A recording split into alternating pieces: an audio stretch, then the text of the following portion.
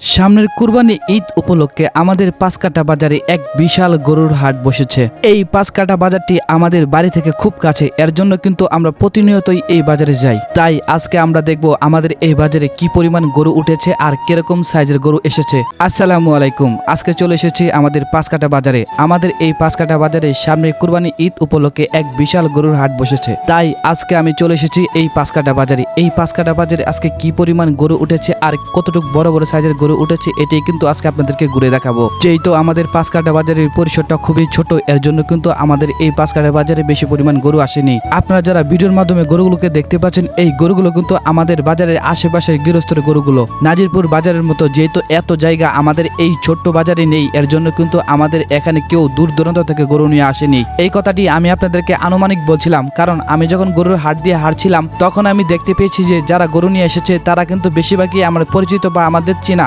এই বাজারে যারা সবসময় যাতায়াত করে থাকে এবং যাদের চেনা তারাই কিন্তু বেশিরভাগ এই বাজারে আজকে গরু নিয়ে এসেছে। যেহেতু আমাদের এই পাঁচকাটা বাজারের জায়গার পরিসরটা খুবই ছোট, এর জন্য কিন্তু আমাদের এই বাজারে গরু কেনাবেচা খুবই কম হয়ে থাকে। আরেকটা কথা বলি, আমাদের এই পাঁচকাটা বাজারটি কিন্তু সপ্তাহে দুইবার বসে, এক হচ্ছে শুক্রবার, দুই হচ্ছে সোমবার। আমাদের এই পাঁচকাটা বাজারে কিন্তু সাপ্তাহিক কোনো বাজারে গরু কেনাবেচা হয় না। এখন যেখানে গরুর হাট বসেছে এখানে কিন্তু কাঁচা তরকারি শাকসবজি বিক্রি করা হতো। এখন যেহেতু গরুর হাট বসেছে তার জন্য কিন্তু তারা এখান থেকে উঠে রাস্তার পাশে চলে গিয়েছে। আপনাদেরকে এটাও ভিডিওর মাধ্যমে দেখানো হবে। হঠাৎ করে আমাদের গ্রামের কিছু পরিচিত মানুষের সাথে দেখা হয়ে গেল, তাদের সাথে কিছুক্ষণ মত বিনিময় করে আমি সেখান থেকে চলে আসলাম। যাই হোক, আলহামদুলিল্লাহ আমাদের বাজারের তুলনায় কিন্তু বেশ ভালোই গরু এসেছে আমাদের এই পাঁচকাটা বাজারে। এখন আমরা আপনাদেরকে বাজারের অন্য সাইডগুলোকে দেখানোর চেষ্টা করব।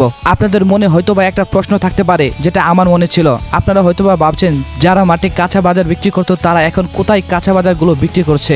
আপনারা আমার ভিডিওর আশেপাশে ভালোভাবে লক্ষ্য করুন, দেখতে পেয়েছেন তারা কিন্তু ওইখান থেকে এসে এখানে কিন্তু রাস্তার আশেপাশে বসে এখন কিন্তু কাঁচা তরি তরকারি বিক্রি করছে। আমরা ঘুরে দেখছিলাম কাঁচা বাজারের দোকানগুলো রাস্তার পাশে সারিবদ্ধভাবে বসে গেছে।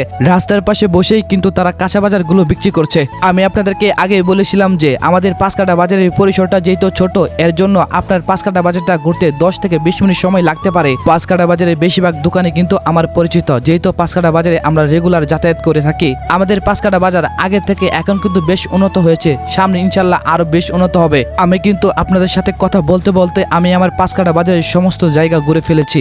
আশা করি যারা পাঁচকাটা বাজারে গিয়েছেন এবং সব সময় যাতায়াত করেন তারা কিন্তু পাঁচকাটা বাজারের সমস্ত জায়গায় চেনেন। যাই হোক, পাঁচকাটা বাজার ঘুরতে ঘুরতে আমাদের ক্ষুধা লেগে গিয়েছে, তাই আমরা খুঁজছিলাম যে কি খাওয়া যায়। যেহেতু আমাদের পাঁচকাটা বাজারে খাওয়ার জন্য কোনো ভালো হোটেল নেই বা দোকান নেই, এর জন্য আমরা খুঁজছিলাম যে মিষ্টির দোকান কোথায় আছে। আমাদের বাজার কিন্তু বিখ্যাত এক মিষ্টির দোকানও আছে। আমি ছোট্ট থেকে আজ পর্যন্ত ওনার দোকান থেকে সবসময় মিষ্টি খেয়ে আসছি। ওনার দোকানের মিষ্টিগুলো খুব সুস্বাদু এবং খুব মানসম্মত। আপনারা যারা কখনো পাঁচকাটা বাজারে এসে থাকেন এবং মিষ্টি খেয়ে থাকেন তাহলে কিন্তু ওনার কথা বলতেই হবে। বর্তমানে পাঁচকাটা বাজারে শুধু একটাই এই মিষ্টির দোকান। আজকের মতো আমার এই ব্লগটি এখানেই শেষ, দেখা হবে অন্য একটা ব্লগে। আসসালামু আলাইকুম।